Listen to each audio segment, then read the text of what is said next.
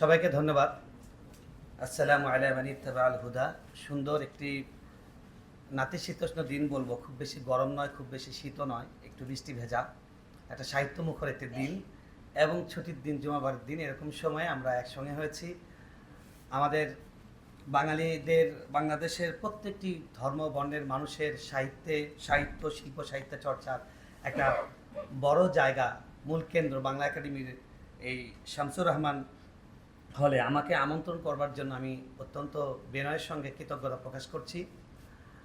আর এ ধরনের মঞ্চে কথা বলা বোধহয় আমার জন্য একটু নতুনই অভিজ্ঞতা, কিন্তু আশা করি আমি সেটা উপভোগ করব। বিশেষ করে আমাদের আজকের যিনি সবার প্রধান, যাকে বলা যায় প্রধান আলোচক এবং প্রধান মেহমান বলবো, আমি ওনার গুণমুগ্ধ। আমি ব্যক্তিগতভাবে ওনার পেজ ফলো করি, প্রত্যেকটি বক্তব্য শুনবার চেষ্টা করি। সংস্কৃতি নিয়ে তার যে ব্যাখ্যাগুলো, সেই ব্যাখ্যাগুলো আমি খুব উপভোগ করি। আমরা একটি তোমাদের ধারণাপত্র পেয়েছি। সেই জায়গায় যাবার আগে যেহেতু আমি দেখলাম যে এখন যে বাংলাদেশের অবস্থা, অগস্ট বিপ্লবের পরবর্তী অবস্থা, সেই অবস্থায় এখন বাংলাদেশে অনেক বিষয় মীমাংসা হতে যাচ্ছে। অনেক বিষয় পুরনো বিষয় আবার নতুন করে উঠেছে এবং অনেকের মধ্যেই অনেক আশাবাদ তৈরি হয়েছে। আমি মনে করি এই যে আমরা সবাই আশা করতে পারছি, সবাই যে আরও ভালো কিছুর স্বপ্ন দেখছি, এটাই কিন্তু সত্যিকার অর্থে একটা বড় পরিবর্তন।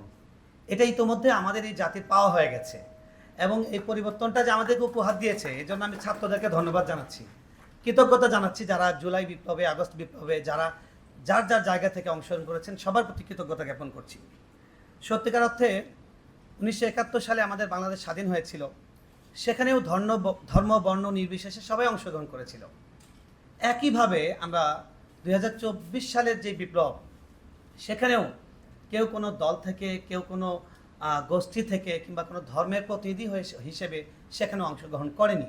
যদিও এখনও বা আমরা দেখছি যে অনেকে ক্রেডিট নেবার এককভাবে টানাটানি করছেন, কিন্তু আমরা জানি, আমরা দেখেছি যে আমরা প্রত্যেকেই একটা মুক্ত বাতাস চেয়েছি, আমরা কথা বলার একটা মুক্ত পরিবেশ চেয়েছি, একটা পূর্ণ স্বাধীনতা পেয়েছি। যে কথা বলার সময় আমার চিন্তা করতে হবে না যে কথা বলে নামার পর আমাকে কেউ ধরে নিয়ে যাবে, কেউ উঠিয়ে নিয়ে যাবে, এই আতঙ্কটা কাজ করবে না। সেই বাংলাদেশ চেয়েছি। আমি আল্লাহ শুকরিয়া আদায় করছি যে তিনি আমাদেরকে সেই বাংলাদেশ দিয়েছেন, আলহামদুলিল্লাহ।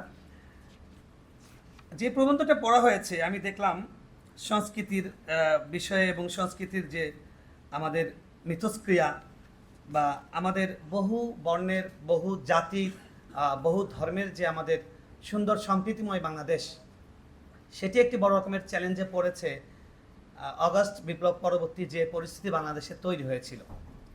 কিন্তু আমরা যদি নিরপেক্ষ জায়গা থেকে দেখি, সত্যিকার অর্থে নির্মোহভাবে, আমাদের কাছে এটা খুব পরিষ্কার হওয়া কঠিন নয় যে এটার পেছনে কোনো সাম্প্রদায়িক ইন্ধন ছিল না, এটার পেছনে অন্য কলকাঠি ছিল। বাংলাদেশের মানুষ সব সময়, মসজিদ আছে, পাশে মন্দির আছে, মাদ্রাসা আছে, সাথে মন্দির আছে। এটা বাংলাদেশের সব জায়গার চিত্র। আপনি বাংলাদেশের সবচেয়ে বড় মাদ্রাসা, যেটা হেফাজতের সময় খুব নাম এসেছিল, কিন্তু এটা তার অনেক আগে থেকে এটা ঐতিহ্যবাহী একটি প্রতিষ্ঠান। সলিমুল্লাহ স্যার এই মাদ্রাসার সম্পর্কে জানেন, তিনি চট্টগ্রামের মানুষ। এটার পাশে বিশাল একটা মন্দির, এবং এই আগস্টে দেখা গেছে মাদ্রাসার ছাত্ররা গিয়ে সেখানে পাহারাদারি করেছে যেন কেউ কোনো সেখানে আক্রমণ না করতে পারে। আমি মনে করি সত্যিকার বাংলাদেশ এটাই। এখন আমি একটু তুলে ধরতে চাই ইসলাম আসলে কি বলে। দেখুন, ইসলাম, আমাদের নবী, ইসলামের প্রধান যিনি, ইসলামের যিনি আইডল, ইসলামের যিনি মূর্ত ব্যক্তিত্ব, তিনি হলেন মুহাম্মদ রাসূলুল্লাহ সাল্লাল্লাহু আলাইহি ওয়াসাল্লাম। তাকে যদি আমরা দেখি, তিনি এত বৈচিত্র্যকে ধারণ করেছেন এবং তিনি এত পরমত সহিষ্ণু ছিলেন এবং অন্য ধর্মের লোকদের সঙ্গে এমন সম্প্রীতির বার্তা তিনি ছড়িয়ে দিয়েছেন শুধু নয়, বলেছেন শুধু নয়, সেটা তিনি করে দেখিয়েছেন। আপনি দেখুন, যখন মক্কায় ছিলেন, তিনি নবী হবার আগেই তিনি হিলফুল ফুজুল একটা কল্যাণ সংঘ করেছেন তরুণদেরকে নিয়ে, যেটার উদ্দেশ্য ছিল সব বর্ণের ধর্মের মানুষকে, যারা অনিরাপদ তাদেরকে নিরাপত্তা দেওয়া। এবং তিনি নবী হবার পরে যখন তিনি হেরা গুহা থেকে ফিরে গেলেন, তার জীবন সঙ্গিনী, একজন মানুষের সবচেয়ে ভালো জানে তার জীবন সঙ্গিনী, তার আসল চরিত্র, আসল চেহারাটা তিনি জানেন। তিনি যখন বলছিলেন আমি কি শেষ হয়ে যাব, আমাকে কীরকম একটা কি ঘটনা ঘটলো, তখন তার স্ত্রী তার সম্পর্কে বলেছিলেন, কাল্লা লা ইউখজিকাল্লাহু আবাদা, কখনোই নয়, কখনো আল্লাহ আপনার অমঙ্গল করবেন না, কারণ আপনি মানুষের কল্যাণ করেন, আপনি মানুষকে মিলিয়ে দেন। ইন্নাকা লাতাসিলুর রাহিমা, সহিহ বুখারী থেকে কোট করছি, যে আপনি মানুষের মধ্যে সম্পর্ক সম্প্রীতি তৈরি করেন। তাহলে তার সম্পর্কে তিনি নবী হওয়া মাত্রই তার স্ত্রীর সার্টিফিকেট দিচ্ছেন যে আমি তাকে এই দাম্পত্য জীবনের দীর্ঘ পরিক্রমায় দেখেছি যে তিনি মানুষের সঙ্গে মিলিয়ে দেন। এবং তিনি মক্কায় থেকে যখন মদিনায় হিজরত করেছেন, হিজরত করে যাওয়ার পরে পৃথিবীর প্রথম লিখিত সংবিধান, যদি আমি ভুল না বলে থাকি, মদিনা সনদ যেটা রচিত হয়েছিল, সেখানে মূল কথাটাই ছিল যে এই জায়গার অন্য ধর্মের যারা আছে, মুসলমান ছাড়া অন্য ধর্মের যারা আছে, তাদের সঙ্গে রাসূল সাল্লাল্লাহু আলাইহি ওয়াসাল্লাম তিনি টেবিলে বসেছেন যে আসলে দেখো, দেশের প্রশ্নে আমরা সবাই এক। যখন বাহিরের কোনো শত্রু আমাদেরকে হানা দেবে, তখন আমরা সবাই এক দেশের নাগরিক হিসেবে আমরা লড়বো, আমরা প্রতিরোধ করব। এবং ইসলামের পুরা ইতিহাসে আপনি দেখবেন এই জিনিসগুলো পাবেন যে সব ধর্মের লোকেরা সেখানে শান্তিতে বসবাস করেছে। এমনকি জেরুজালেম বিজয় যখন হলো, যখন খলিফা ওমর গেলেন, অর্ধজাহানের খলিফা, যার সম্পর্কে অনেক অমুসলিমরা স্তুতি রচনা করেছে, কবিতা লিখেছে, অনেক দার্শনিকরা তাকে মূল্যায়ন করেছেন।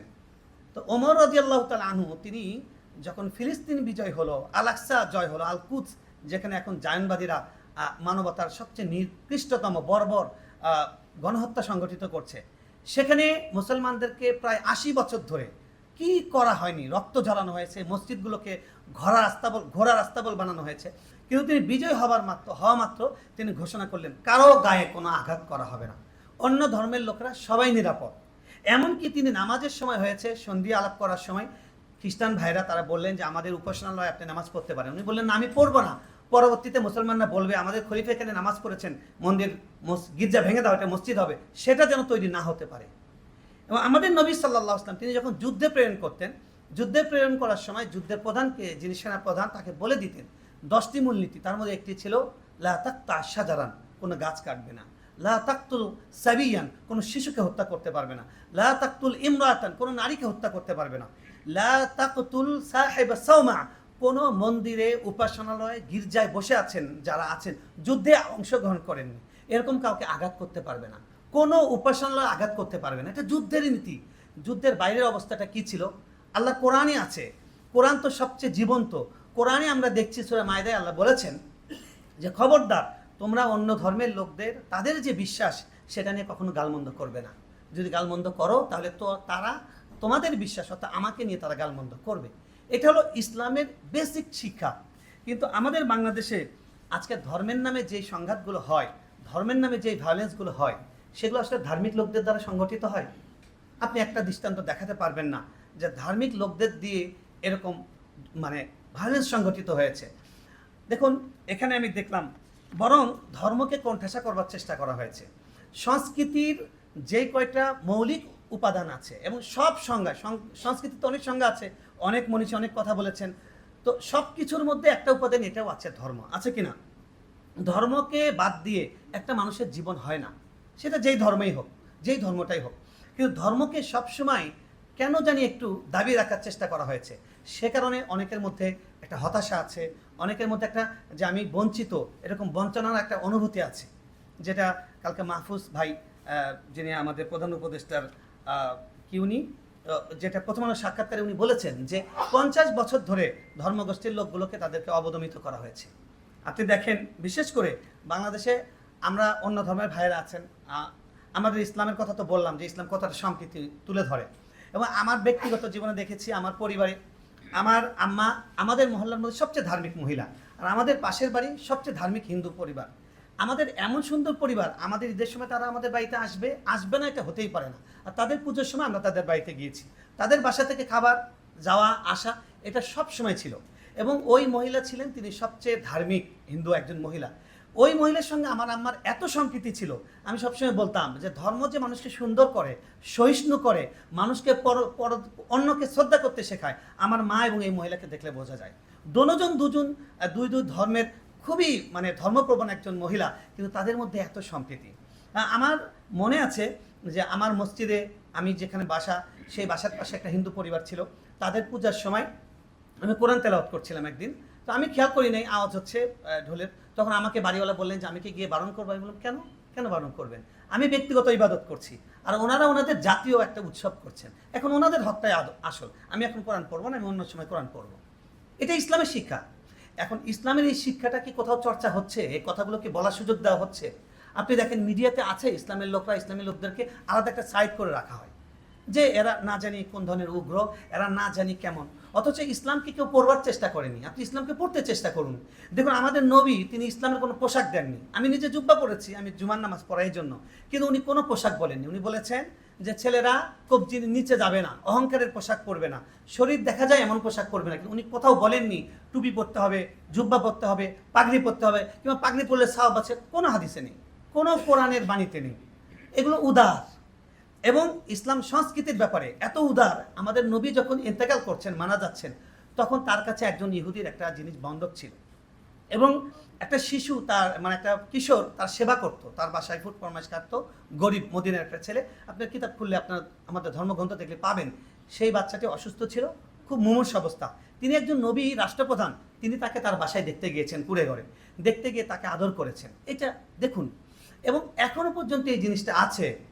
আমরা দেখবেন পৃথিবীর কোনো মুসলমান, কোনো ধর্মবেত্তা কোনোদিন কোনো অন্য ধর্মের লোককে আঘাত করে না, অন্য ধর্মের ধর্মগুরু তাদেরকে আঘাত করে না, কিন্তু ইসলামকে আঘাত করা হয়েছে। শাহবাগের যে কথাটা এখানে উপমা এসছে, আমি এখানে প্রচণ্ডভাবে দ্বিমত করব। শাহবাগ তো ভায়োলেন্স করেনি, একটা ভায়োলেন্সের কারণে কি বলে আফওয়ান শাপলা চত্বরে যেটা হয়েছে, হেফাজতের যে সমাবেশ হয়েছে, সেটা কিনে হয়েছিল, সেটা কেন ভুলে যাচ্ছেন আপনি? আপনি কেন এতগুলো মানুষ এসছে, তারা এই চাই এই চাই, এটা কেন দেখছেন? কেন, কি প্রেক্ষাপটে তারা আসছে?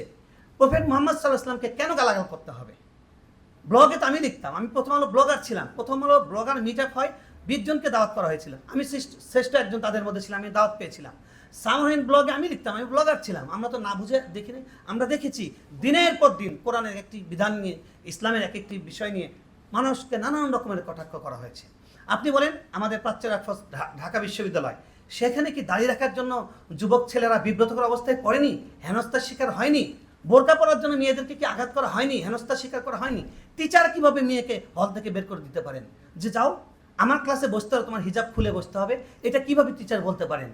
তো আপনি যদি আপনি দাড়ি কামানোর স্বাধীনতা পেতে পারেন, তাহলে দাড়ি রাখার স্বাধীনতা কেন পাবে না? আপনি যদি শর্ট কামিজ পরার স্বাধীনতা পেতে পারেন, আপনি যদি হাফ প্যান্ট পরার স্বাধীনতা পেতে পারেন, আরেকজন বোরকা পরার মুখ ঢাকার স্বাধীনতা কেন পাবে না? এই জায়গাগুলোতে তো আমরা ধর্মনিরপেক্ষ থাকি না। এই জায়গায় আমরা দেখি আমরা একটা পক্ষভুক্ত হয়ে যাই। ধর্মের লোকদেরকে আমরা বলার চেষ্টা করি ওনারা হলো সংকীর্ণ, ওনারা হলো মৌলবাদী, ওনারা হলো প্রতিক্রিয়াশীল। আমি দেখলাম যে সময় টিভিতে সাক্ষাৎকারে একজন আলেম দুজন বাংলাদেশের বুদ্ধিজীবীকে খুব নাস্তানাবুদ করেছিলেন। স্যার সুন্দর করে বলেছিলেন যে ঢাকা বিশ্ববিদ্যালয়ে অনেক শিক্ষক আছে যারা মাদ্রাসার সাধারণ শিক্ষকদের সাথে 10 মিনিট কথা বলতে পারবে না। আমি স্যারের কথার সাথে একমত। আমি এরকম অনেক মানুষকে চিনি। কিভাবে পারবে? আমাদেরকে মাদ্রাসায় 5টা ভাষা শেখানো হয়েছে, এবং আমাদের কোরআনের মধ্যে এমন ধর্ম নাই যে ধর্মের কথা বলা হয়নি। খ্রিস্টান ধর্মের কথা আছে, ইহুদি ধর্মের কথা আছে, আমাদের আয়াতগুলোর মধ্যে স্পষ্ট সেই নবীদের কথা আছে, এবং আমরা তাদেরকে শ্রদ্ধা করি। মাদার মেরি, মরিয়ম আলাইহিস সালাম, তাকে আমরা শ্রদ্ধা করি, আমাদের শ্রদ্ধা করা ইমানের অংশ। কোনো মুসলমান আমার নবীকে গালি দিলে যেরকম অপরাধ, ঠিক একইভাবে যীশু খ্রিস্টকে গালি দেয়, একই অপরাধ।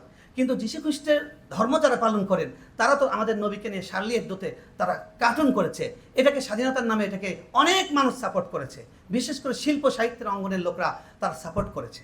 আমার যে মেসেজটা শেষ, সেটা হলো যে আমরা ফ্যাসিবাদ রুখে দিয়েছি, সাংস্কৃতিক ফ্যাসিবাদ বাংলাদেশে আছে। এটা যারা আমরা এই আবহের মধ্যে থাকি আমরা টের পাই না, যারা তাদের মাধ্যমে ভিকটিম হয় তারা টের পায়। এখন আমরা যদি সত্যিকার শান্তির বাংলাদেশ চাই, আমাদেরকে তাদের বিরুদ্ধেও কথা বলতে হবে।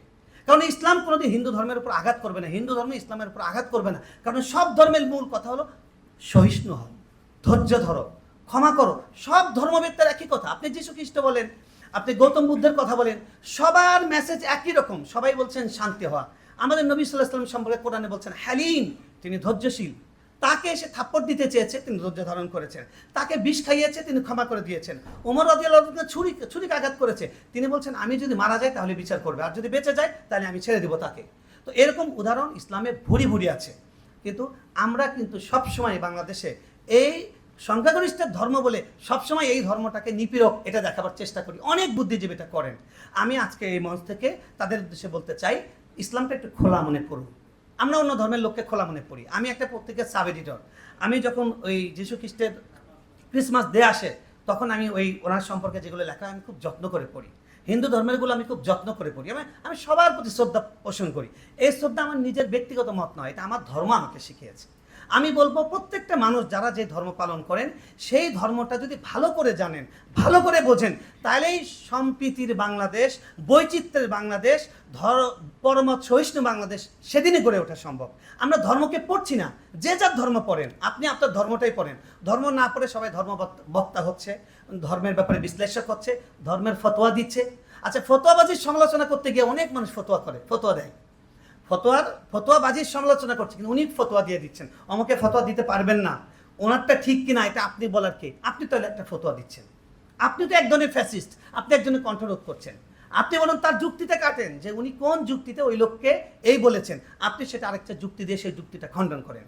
সুতরাং আমি বলবো আজকে এই আলোকিত মঞ্চ থেকে এবং এই শিল্প সাহিত্যের মঞ্চ থেকে এবং পরমত সহিষ্ণুতার এবং বৈচিত্র্যময় ধর্মের এই সম্মেলন থেকে আমি সবার প্রতি আহ্বান জানাবো, আসুন আমরা সবাই আমাদের ধর্মকে জানি এবং সবাই মিলে সুন্দর মিলেমিশে আমাদের বাংলাদেশকে আবার নতুন করে গড়ার যে সুযোগ পেয়েছি এই সুযোগটা আমরা নেই। আল্লাহ আমাদের সহায় হন, আমরা যেন সেই বাংলাদেশটা করতে পারি। আজকে এই পর্যন্ত। আসসালামু আলাইকুম ওয়া রাহমাতুল্লাহি ওয়া বারাকাতুহু। ধন্যবাদ।